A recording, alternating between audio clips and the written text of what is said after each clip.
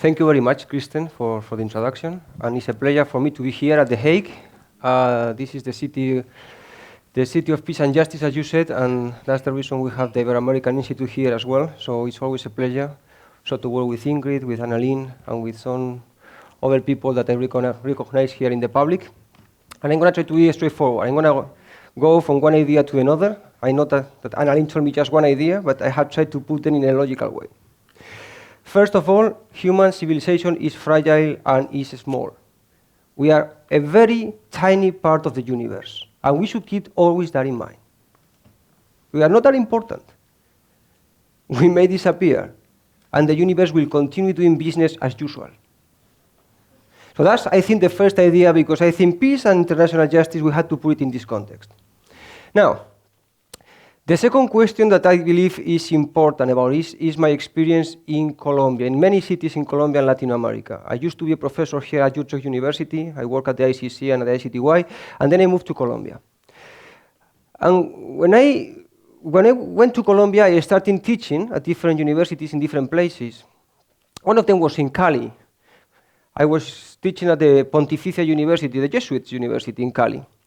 And then after I finished, I ran to get a flight back to Bogota, and the flight was canceled, and I had to spend the night. And the flight company told me I had to get a hotel. So basically what I did, I called a parish because they had recommended me in Bogota to visit a Costa Rican Catholic priest in the neighborhood of Charco Azul. And I took a taxi. And the taxi left me at the beginning of the neighborhood. He told me it was too risky. The taxi wouldn't get in. So I had to get off the taxi, and then I started walking. And after I walked for one block, basically I saw the police station, and the police station was full of bullet holes. So then I understood why the taxi driver left me at the beginning of the neighborhood. I walked for another 2 blocks, and then I go to the parish. And then with the Costa Rican priest, we started taking a walk in the neighborhood. Of course, there was no asphalt. There were unpaved streets. Basically, there were shacks where people that was forcibly displaced from Tumaco were living in Cali, left alone to their destiny, basically. And he explained to me about these armed gangs and the invisible borders. And also, he also told me about those tax offices, or let's say offices, where people of the neighborhood had to go every month to pay security tax to these armed gangs. And they exist. And they exist not only in Charco Azul, they exist in many places in the world. So that night, I slept at the parish, and then we heard some shooting. And indeed, one guy was killed that night. And he was a 14-year-old kid. Because most of the people that fell, they're kids. 14 to 18 years old. And they join the armed gangs because there is no other opportunity.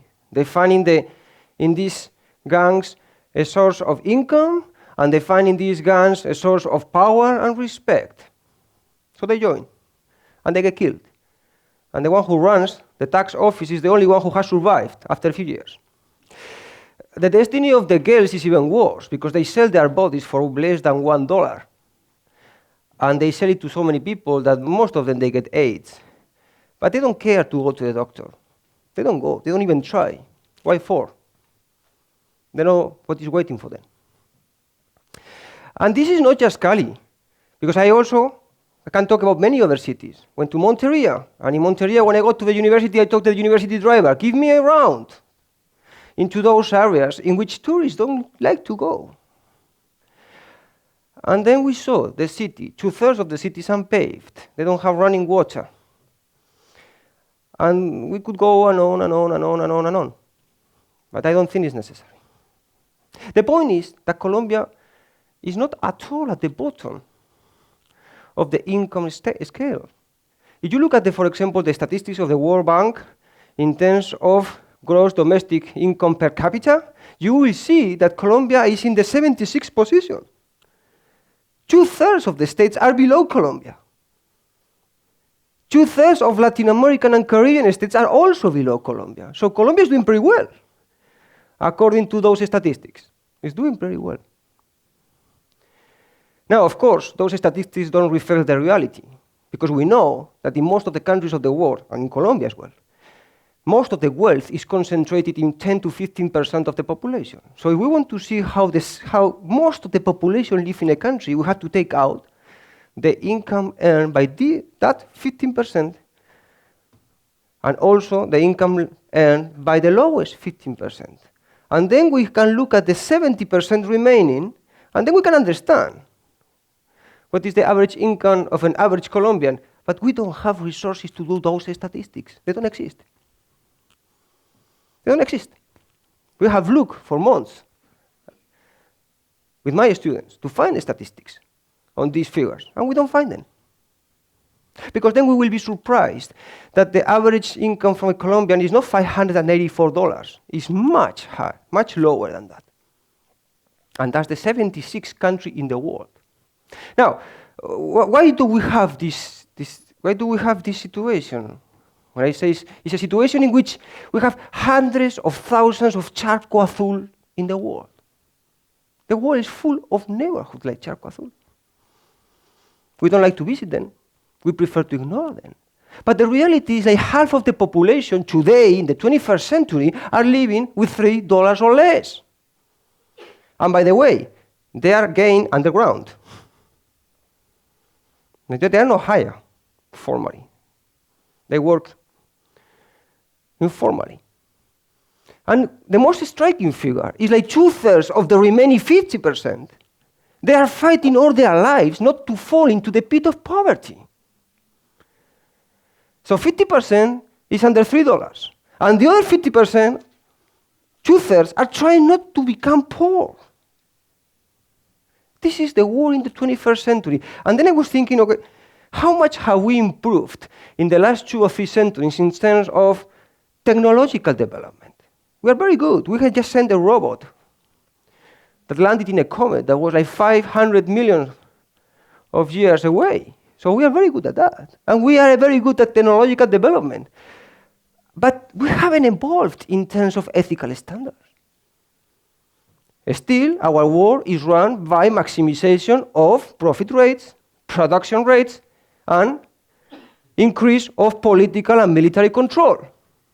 So what kind of peace and justice can we have in this context? That's the question. And of course, in this context, we only can have peace and international justice if we define it in negative terms. And what do I mean by that? It means that peace must be identified with lack of armed conflict.